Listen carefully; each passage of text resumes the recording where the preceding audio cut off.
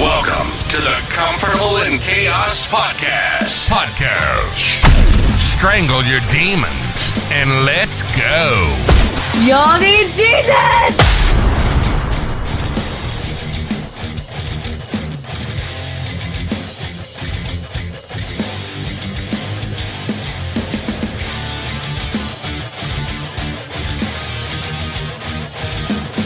Welcome to the Comfortable in Chaos Podcast. I'm your host, Eric Hellberg, and we are coming to you live from the bustling metropolis of somewhere in the great state of Texas.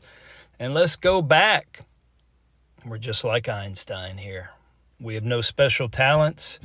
We are just passionately curious about all things pertaining to men. How in the hell did we get here? And where is it that we would like to go? I'm trying out a new studio today, men, and I'm glad you're along with me. I hope you enjoy the comfortable acoustics of this new sound stage, aka my 2018 Nissan Titan Crew Cab Texas Edition, of course. However, I am devoid of an external microphone. We're simply relying on the software within the package of this brand new iPhone 15. My microphone worked great on my previous iPhone. That iPhone worked great, but I have a very savvy wife, and she found out that we were eligible for an upgrade with Verizon. And if you know my wife, as she thinketh, she does. As she feels, we do. And there's a lot to that. I've learned to become much more efficient. That wasn't my strong suit. Remember going back to previous episodes, unless it was in my chosen endeavor where I was laser-like focused. But even then, looking back, I wasn't working with ultimate efficacy. Sometimes I made jobs harder than they really needed to be so that I could overcome those things or be able to demonstrate that I had done a task that required a full measure of a man. A lot of tasks don't require the full measure of a man. And if you can learn to be more efficient and get that job done, that is the mark of a professional and proficiency, because you're going to have good days, you're going to have bad days. And a bad baseball pitcher has to learn to get people out even when he doesn't have his best stuff. But getting back to this iPhone, for how long have we had these containers when we open up these new shiny iPhones and it says, designed in California? Yeah, we know the Steve Jobs story, but we know they're making them by the millions in China. It's just part of modern culture's history. And when you don't know your history, you are condemned to repeat it. And that is that simple and that true in a historical context. As our country goes, as this country interacts with the greater world around it goes, our interpersonal relationships, our past behaviors, it all comes back. That's why we need to fully understand it. And in the course of understanding our history, we will better understand ourselves.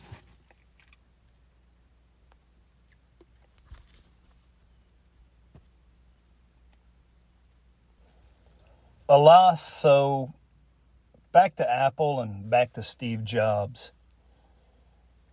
Obviously an extremely driven man, an extremely accomplished man. The brand lives on. I would venture to say, and I think the evidence shows it, there's been so much literature written and he's been examined probably more post-mortem than when he was previously moving and shaking. But I would venture to say a lot of that was done at the expense of his wife and his daughters. Maybe even some of his own happiness. From what I understand, he relished the simple things in life. and was fairly simplistic in his way of living. But he was driven. He was looking down that tunnel of innovation and always trying to be groundbreaking, because in order to be on top and remain sustainable, he had to keep producing. And that's what the world wants. They want the next shiny object, the next iPhone.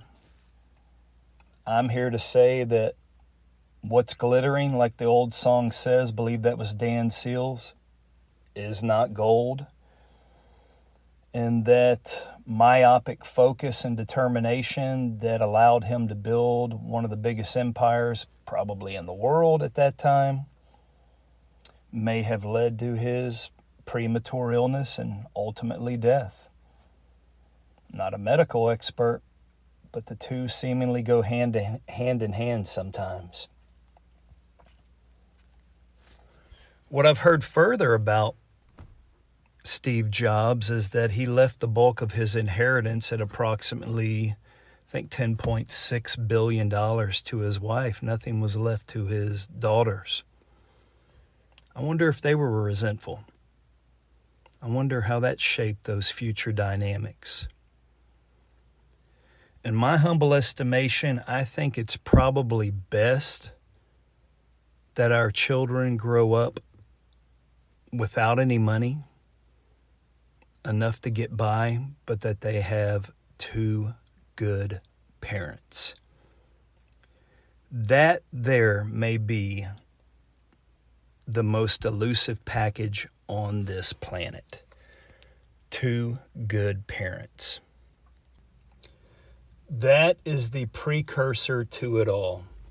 That is where it all begins.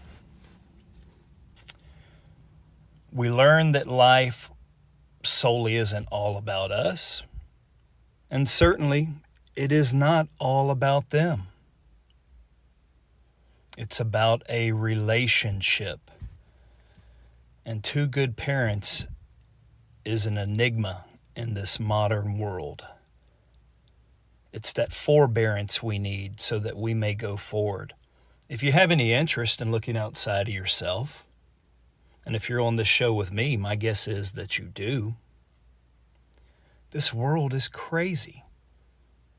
That may be one of the main statements that people go around shaking their head and saying all the time now. You never used to see people talking that way, thinking that way, expressing it. They're not quite sure what it is and or how to put it out there, but they know that it just is not right. It is a depraved world. Right now, I'm sitting here dipping Longhorn straight. It's not the best habit in the world, that's for certain. But let's talk about nicotine a little bit, because I may not know my history, therefore I'll get it wrong. That's why it's so important. I'm going to give credit to Native Americans. And we have a cabin up near the Mescalero Apache tribe in New Mexico. I've learned a lot from those guys. I should have asked them more questions about tobacco. But tobacco and nicotine, more specifically, it raises your alertness. It's a vasodilator. It oxygenates you. But you can still remain calm. So for people that need to perform in that capacity,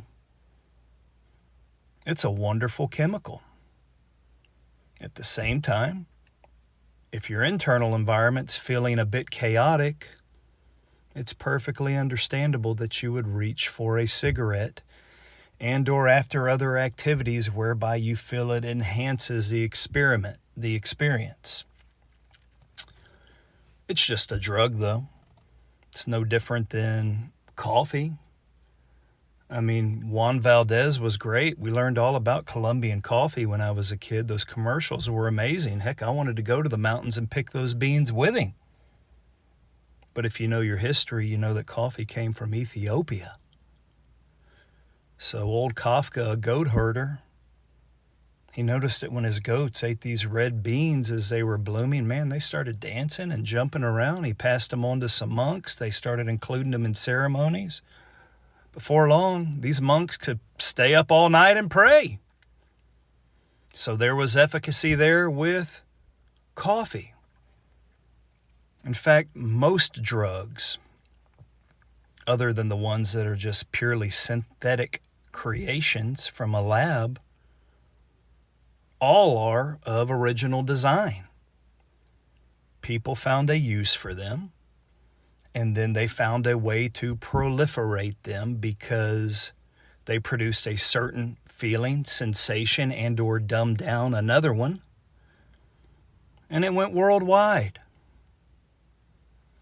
We're the most drugged out world that there's ever been, and we're the most drugged out country. What is your drug of choice? We can go back to a previous episode where we talked about addictions and things of that nature. Well, I mean, something as simple as getting in front of people and speaking and how you feel when you know you do a great job and others have told you that. That could be your drug. Heck, you don't need a Xanax. Totally different effect, but you get the idea.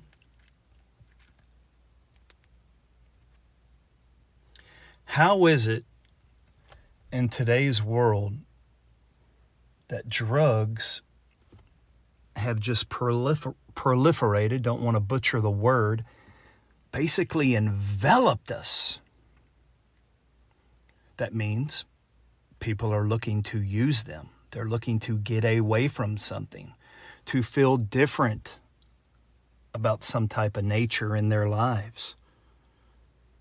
Okay, let's correlate that. We have more churches than ever before. I mean, people want to say that the United States isn't a giving country. Well, doggone it, who's keeping all these churches afloat? They're new churches. They're like banks, popping up at every corner. Where's all this money coming from to put into these banks? Who's going to sustain all these different churches? How many more psychologists, psychiatrists, marriage interventionists do we need? But yet, when you combine all four of those things I just described, we're all more broken than ever. We are broken because we want more. Simple done well simply is not good enough. We've tried to debunk in previous episodes the idea of success. However, we're living in a world that requires more, and more in order to get somewhere in it, and or now simply to even exist. So my call to action for you men is, how can you achieve homeostasis? We've heard that saying, and I'll let your minds go wherever the hell they want to go. And if they go to a certain place, I'd say that's because you have a lascivious bent. And if you do, bring that under control. And that saying is, hey, the grass ain't always greener on the other side. Well, before you start espousing that, look at your own grass. What have you done to maintain it? Have you watered it? Have you taken care of it? Typically, if you spend the correct amount of time in doing that, how in the world would you ever have time to look anywhere else, for whatever that means to you? What I am saying is simply take what you have now. Feel blessed and be content. More will never get you there. Success cannot be caught. And moreover, those purveyors of success. That's right. Typically, those purveyors of success are the most depraved. The next time you're at an event and you're cozying up to the person who can offer you your next golden ticket, exhibit just as much feeling and give just as much time to the person who's filling your glass and or serving your meal. You'll notice a difference inside yourself. Remember what we talked about. We are all the same. Let's get up and let's get it, but let's move forward with some integrity and honor. Move forward with honor. Up until now, like we've discussed, we're the culmination of experiences, but now we're here. Like the philosopher Locke said, we are a tabula rasa. We have a brand new slate. So men, let's keep it clean and let's write something entirely new and experience it with our families. Until next time, subscribe to the Comfortable and Chaos podcast. I will talk to you soon. Until next